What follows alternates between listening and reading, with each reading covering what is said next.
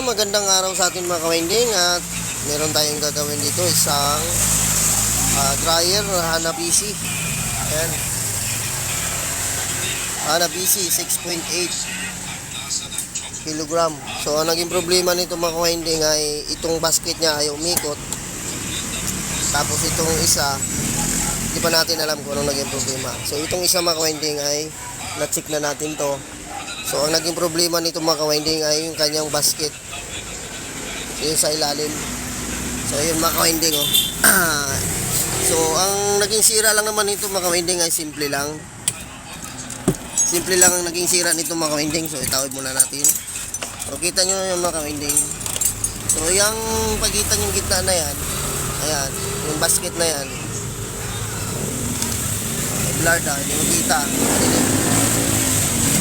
Sa gitna ng mga kawinding, hindi mapiit yung basket dahil kinalawang, so nilagyan lang natin ng langis.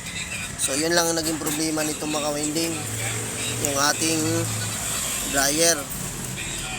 So ito mga kawinding, goods na ito. So ibalik ko na lang yung tornilyo nito. Ayan. So ito yung umaandar na ito mga kawinding. Tapos itong isa mga kawinding,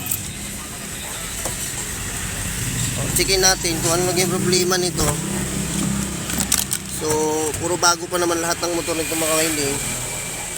So ngayon ito, kinapa ko ito dito, yung kanyang rubber below butas. Ang laki ng butas, oh. Taod lang natin para makita nyo mga kawinding. Kita ba yung butas? Ayun, oh, butas. Laki ng butas dito mga kawinding. Ayun, oh, butas talaga. So kailangan palitan natin ng bago ito, bagong rubber below. So itong isa mga kawinding ay ititesting na natin. Ayan. So ngayon tatakpan lang natin itong mga kawinding at matesting. So ito yung kanyang basket mga kawinding. So ngayon mga kawinding ay papaanda rin na natin, tapos power na natin kasi na ba i-andar. So yun, so umiikot na siya mga kawinding, oh. Ayan, oh. Kita ba?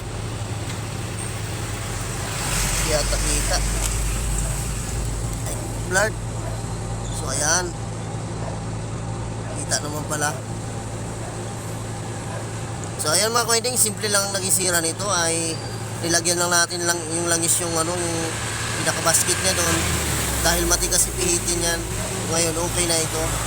Tapos itong isa mga kawinding, butas ang rubber below. So bibilhan pa natin yan mga kawinding ng rubber below niya. So ayan mga kawinding, so ito lang po ang update ko sa inyo, itong dryer natin na spin. So ayan, so okay, tahimik naman. So ayan, God bless all sa ating mga kawinding. So ito lang po ang update natin sa inyo. So simple lang mga nagisira nitong mga kawinding. So bye bye na po.